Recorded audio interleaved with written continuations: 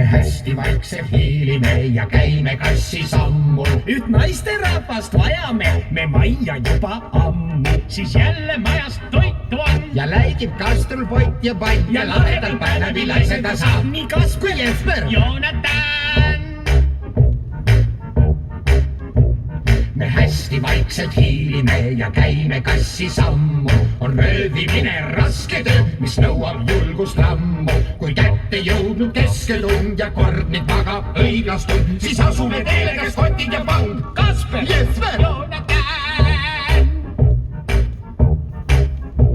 ja lihapoest me näppame ka tüki karbonaadi. ja lõvi jaoks paar vorstikest ja veidi maksapraadi. kas suitsusink on maitsev kraam, kui seda harva süüa saab? ent liigselt ei võta me mitte üks gramm. ei Kaspar, ei Jesper. Joonatan. kui saiapoodi röövime, siis palju me ei võta.